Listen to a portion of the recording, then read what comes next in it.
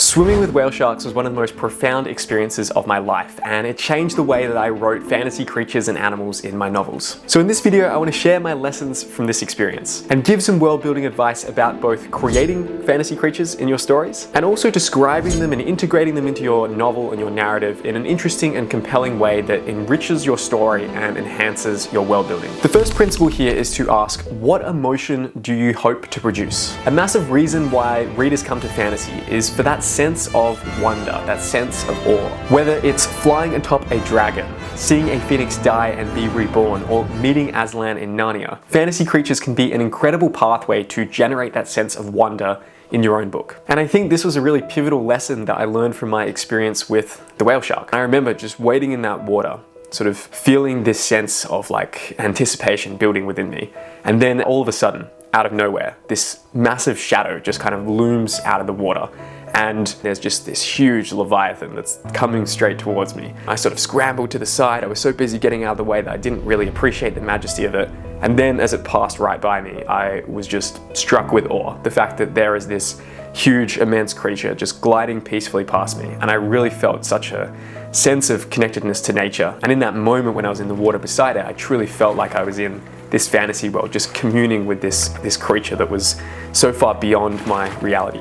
That experience there, that sense of wonder, that is something that you can really draw from when you're expressing the creatures in your fantasy world. Of course, this sense of wonder and awe, that isn't the only emotion that you have to be producing with creatures in your fantasy stories. Animals can really be used as a vessel for any other emotion or feeling that you're trying to create. Whether it's fear or love or pride or shame or any of the other emotions that are in the gamut of the human experience. There's something about animals in particular, and I don't know what it is, but there's just something about them that gets inside your emotions and gets inside your heart and has this capacity to really produce, a strong emotional resonant response within readers, whatever that emotion is that you're trying to create. And of course, one creature doesn't always have to produce the exact same emotion. This is something that can evolve. So for example, in my current work in progress, Kingdom of Dragons, which I have now got with my beta readers, and the cover is currently getting colored, so very exciting to see the progress coming along with this.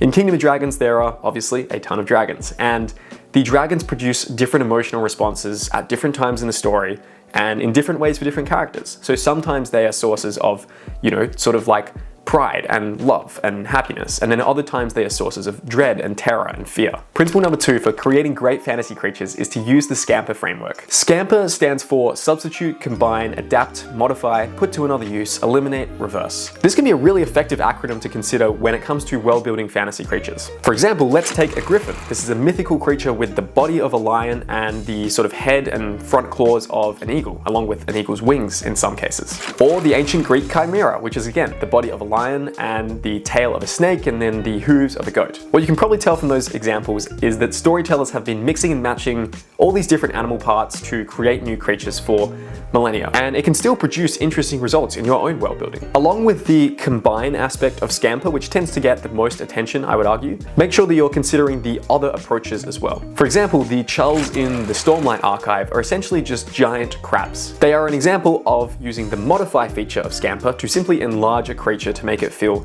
interesting and exciting and new. So to put this principle into action, let's say that I take the whale shark, for example, but I adapt them so that instead of swimming through the ocean, they float through the sky instead. And then maybe instead of plankton, they eat like little midges and flies instead. So perhaps in this world, farmers take these sort of flying whale sharks and they basically use them to fly above their farms to eat fruit flies, to stop the fruit flies from destroying their crops. And then of course the last step would be I change the name so they're no longer whale sharks, they become something else. And all of a sudden we've taken the whale shark, we've run it through the SCAMPER process, and we now have a different and unique animal that makes sense within my world. Principle 3 for creating great fantasy creatures is consider the food chain and the ecological impact. So when you're creating your fantasy creatures, there are some really important questions that I think will make your story better if you ask them. How much habitat and space do these creatures need to exist? What do they eat? Can they live anywhere within your world, or do they need very specific types of terrain or weather or climate or conditions in order to exist favorably? How has human interaction affected their existence? You only have to look at pigeons in a very populated city, for example,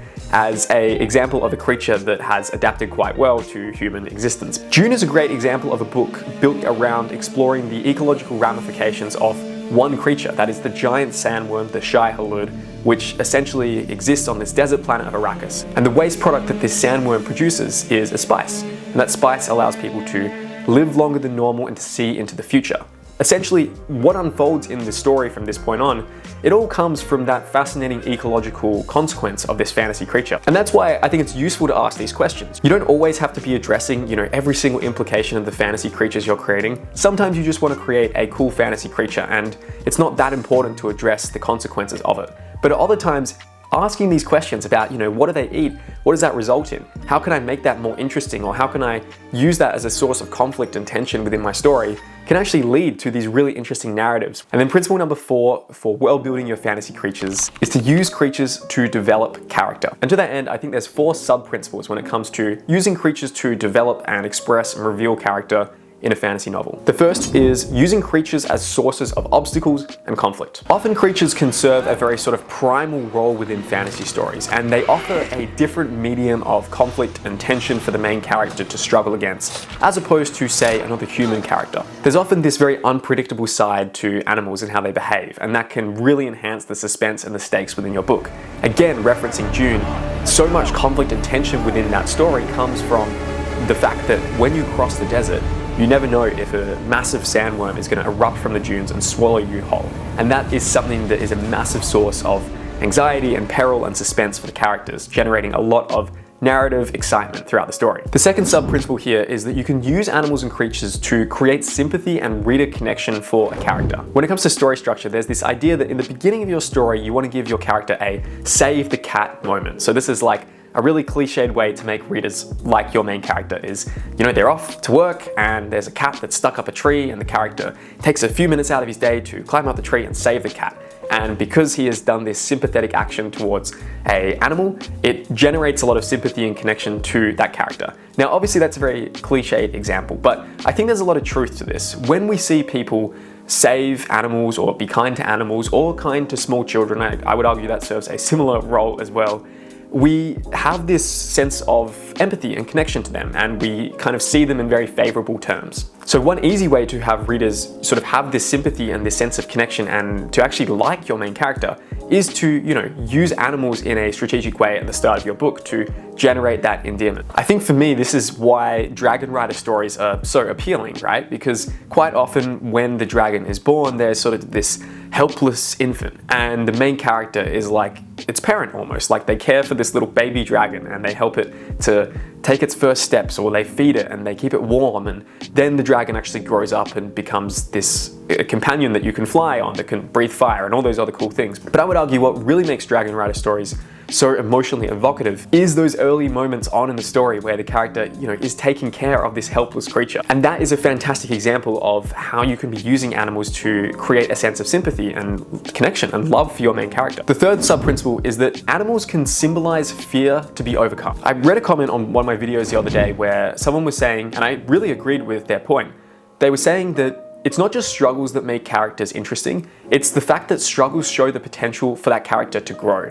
And a very pivotal part of growth and change and transformation is the capacity to face your fears and overcome them. In this sense, animals can serve a really powerful role because, a human character, a human antagonist, to some extent, they maybe can be reasoned with. But animals often, like I mentioned earlier in this video, often represent this very primal force, and often that primal force cannot be reasoned with, it cannot be bargained, it cannot be bought.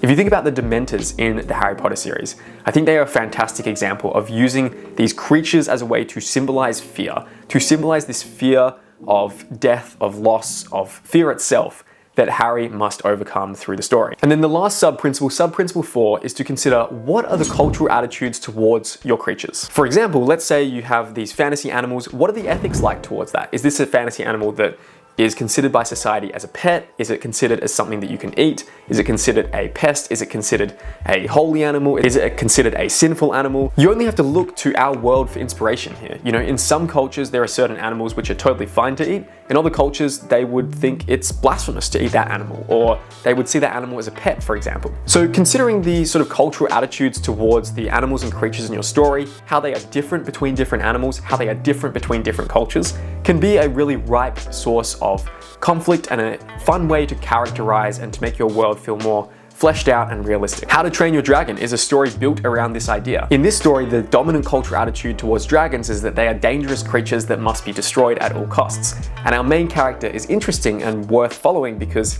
he actually develops a sympathetic connection to one of these dragons, and he doesn't see them as this dangerous beast, but rather as a potential friend and an ally. Describing creatures in a compelling way. Okay, so those are 4 principles for actually creating fantasy creatures. Consider the emotion you're trying to evoke, use the SCAMPER framework, consider the food chain and ecological impact, and then use creatures to develop character. But now that you've actually created your creatures, how do you actually describe them in a compelling way? Before I get into that, I want to quickly share a fantasy world building tool that I've built for myself to help me build more interesting fantasy worlds, and I think that you might find it useful as well. FantasyWorldbuilder.com is a website that asks you questions to help you craft deeper, more immersive worlds. You can hit the generate question button to be asked a random world building question, and if the question sparks something within you, you can type out your notes, hit save, and you'll begin to build a world building Bible that you can use in your story. Ultimately, the whole idea behind this website and why I built this thing is to just get you thinking more deeply about aspects of your story's world that maybe you have never considered before. Check it out by going to FantasyWorldbuilder.com, and I should also mention that this is just an app I built myself, and I'm definitely not an expert coder. So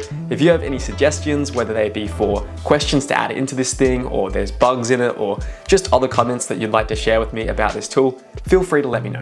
Okay, so in terms of describing creatures within your fantasy world, the first principle here is to focus on a small number of vivid yet compelling details. You often don't have to worry about getting 100% of your creature across. A principle I like to think about here is the 80-20 rule, which basically states that 20% of your actions lead to 80% of your outcomes. So quite often when it comes to describing fantasy creatures, you should be thinking 80-20. You should be thinking, what are the small amount of details, that critical 20% of stuff, that if I describe these, readers will get 80% of the point, and then they can fill in the blanks themselves. For example, in my book, The Thunder Heist, there are a ton of different sea creatures and monsters because the story is set on this floating, monster-infested sea. And when it came to describing one of the creatures from this world, called a Mondosaurus, I kept it really simple with the following one-sentence description. The creature was the size of a shark, with a horn longer than Kef's leg. It's a short description, but since it's described in the context of this sort of underwater gladiator fight, I'm introducing this character within action, it's sort of all you really need in order to latch onto that, and readers can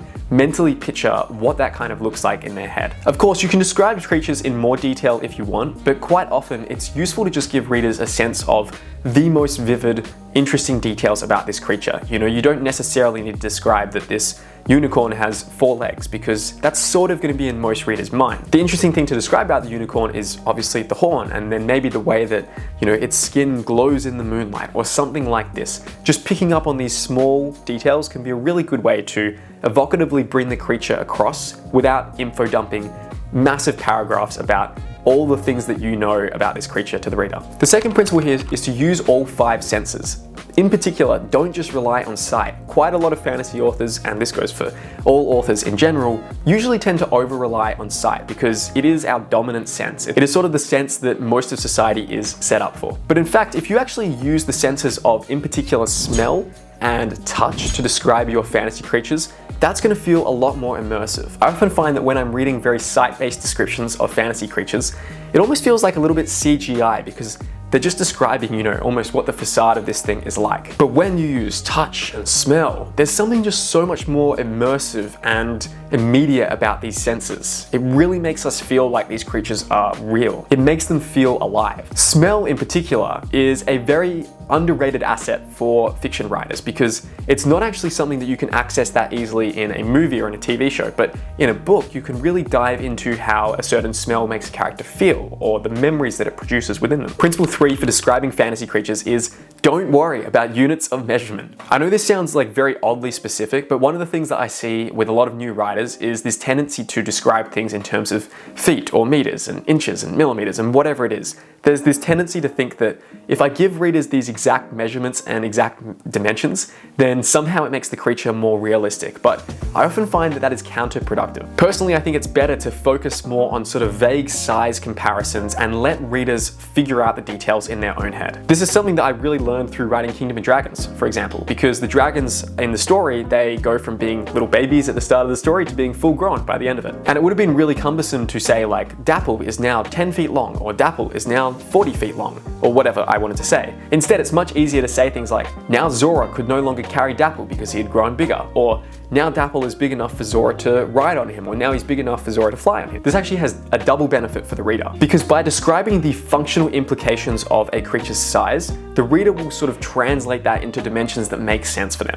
So if I say, this dragon is now big enough for an adult to fly on it, then one reader might go, okay, so the dragon's 30 feet long, of course. And then another reader might say, okay, the dragon must be 60 feet long. Both readers will come up with their own sort of unique interpretation of this creature, but it will make sense for them because you have described the function that their size has to relate to. Of course, this all happens at a subconscious level, and you still have to retain some control over the size implications and suggestions that you're making. For example, to avoid any issues with creatures fitting into spaces where readers think for some reason they won't be able to fit into. And then last principle, number 4, for describing fantasy creatures is draw from your own life experiences to ground your descriptions in emotional truth. Look, I've never seen a dragon, but when I have climbed mountains and seen like a majestic eagle land like a dozen feet away from me, and been filled with a sense of a combination of utter awe that I was seeing this magnificent creature, but also quite a lot of fear that maybe this thing was about to attack me.